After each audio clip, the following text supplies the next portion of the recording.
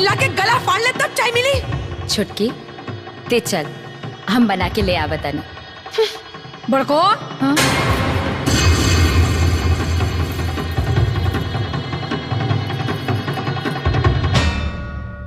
ए फिरंगी तनी हेने व हेने।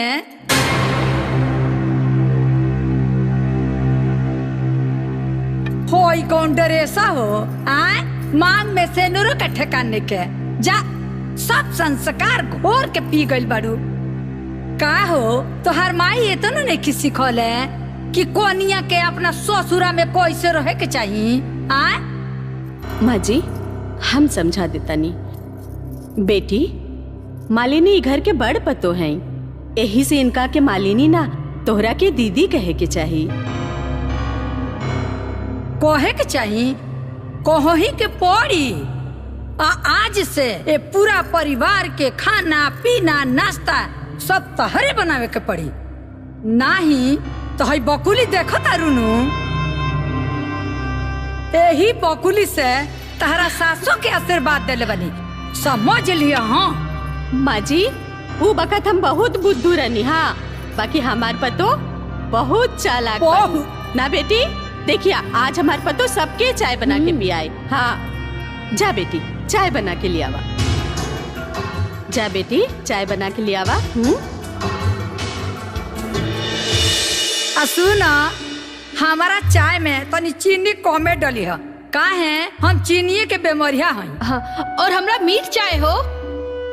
अब भाई हमरा ना कड़क चाय मरीच वाला चाहिए। केहू के चीनी कम चाहिए, केहू के मीठ चाहिए, केहू के मसाला वाली चाहिए। सवेरे सवेरे मूड खराब हो गई।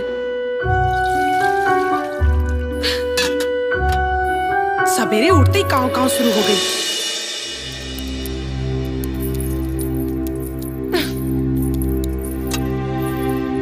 तो हूँ अपन फरमाइश बता दे, तारा के का चाहिए?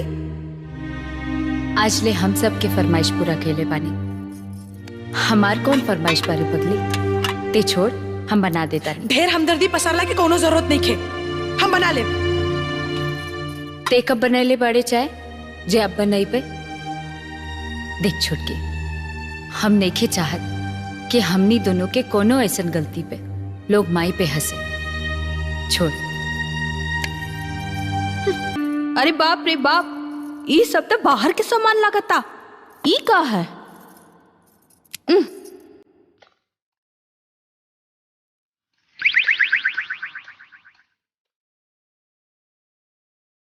अरे वाह, ये तो घी जैसे लागता, बहुते बढ़िया। अरे दुल्हीन देखा ना, बतावा कैसन लागता नी? सुंदर लागता नी ना? और लगा ली का? लगा ली। ए बहनी। हाँ आवा बहनी। हाँ आवतानी।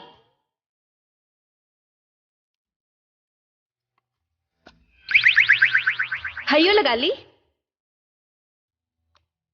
बहुत बढ़िया, जाता नहीं।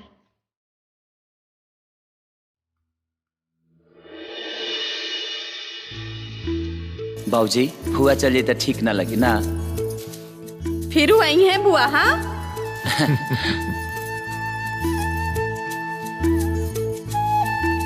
ए भौजी सिर्फ 500।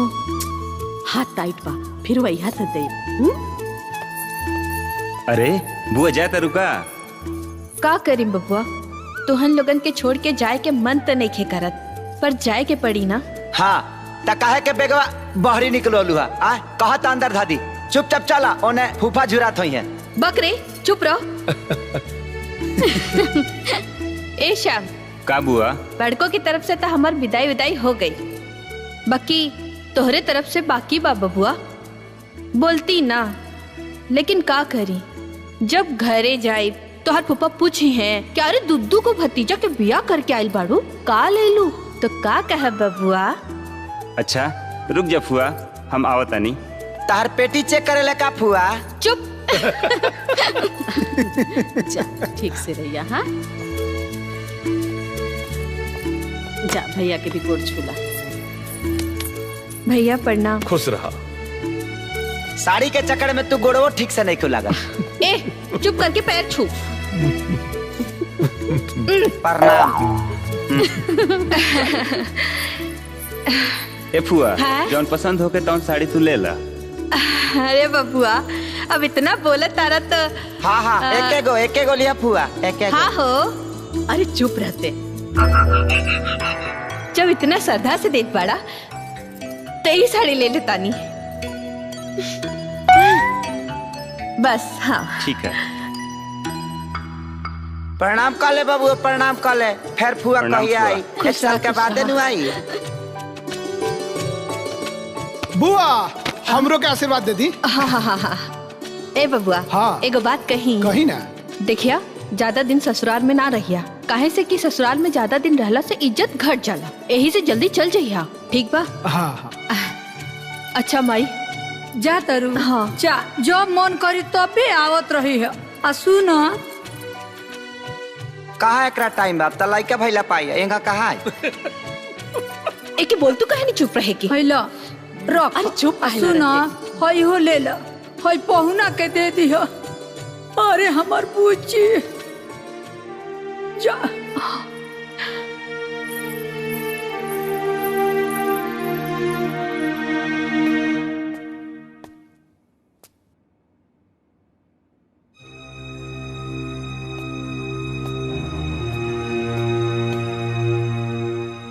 अच्छा इस साड़ी के सेल काहे लागल बा? जाई इहो दान कर दी। अरे ये तो हमरा मेहरारू के साड़ी है। अच्छा तो उ साड़ी का नौकरानी के रहल जो तोहरे बुआ के पसंद आ गई। अच्छा तो हजूर के नाराजगी के कारण इस साड़ी बा। रउआ के नजर में उ खाली साड़ी होके बाकी हमरा प्यार की पहला निशानी रहे। हम बहुत अरमान से उस साड़ी के संभाल के रख ले रहनी है, बाकी हमार भावना की यहाँ केहू नहीं के समझत, यहाँ तक कि रउआ भी ना।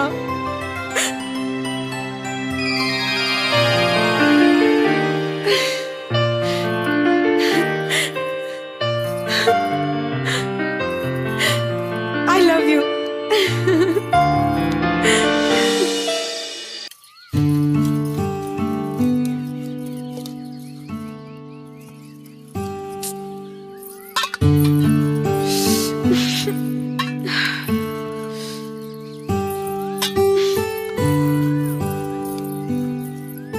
छोटकी ले ते कपड़ा पसार दे, हम बर्तन धो देता नहीं। ढेर पालिश मारे के कोनो जरूरत नहीं के।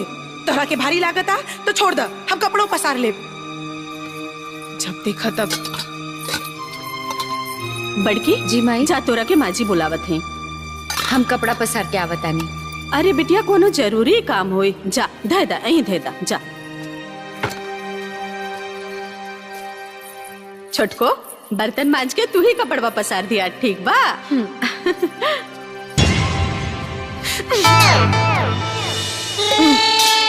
दिमाग खराब हो गई बा। ए सर जी भूभुन फूटल की बाचल जी। रुक तोरा बहनी के अभी बताओ तानी।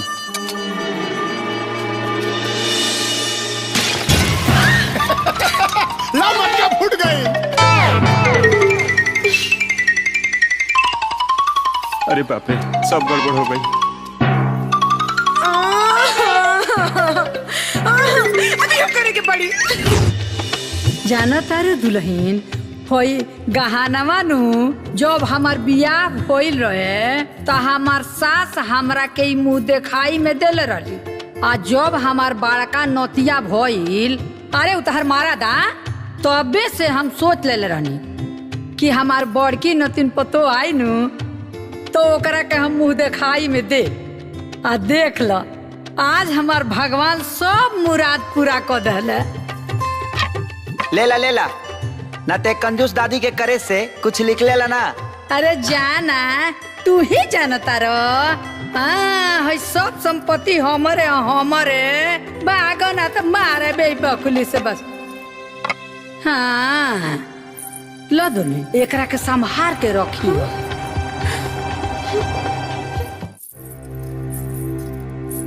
भाभी खाना खा ली?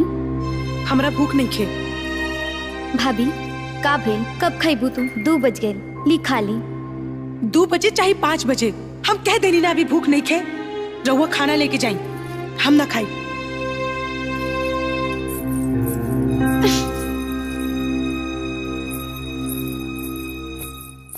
अरे तोर भाभी ना खली है का? ना काहे? पता ना उनकर मूड काहे खराब बा। अच्छा तो थरिया दे हमरा के जो।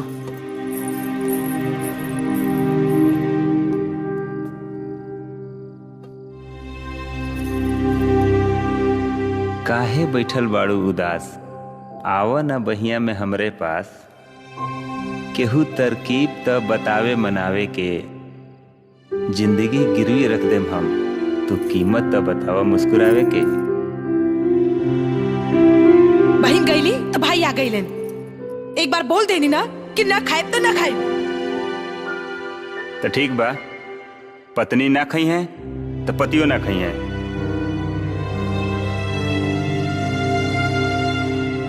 रोवा काहे ना खाई? चुपचाप खा ली। काहे? तू हमार बात मान लू हो कि हम तार बात मानी? ना खाए? खा ली ना बाबा। ना खाए? खाएब तो संग ही खाएब, ना तो ना खाएब। अच्छा ठीक बा।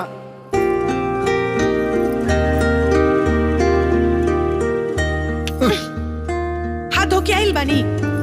ना। जाई पहले हाथ धो के आई।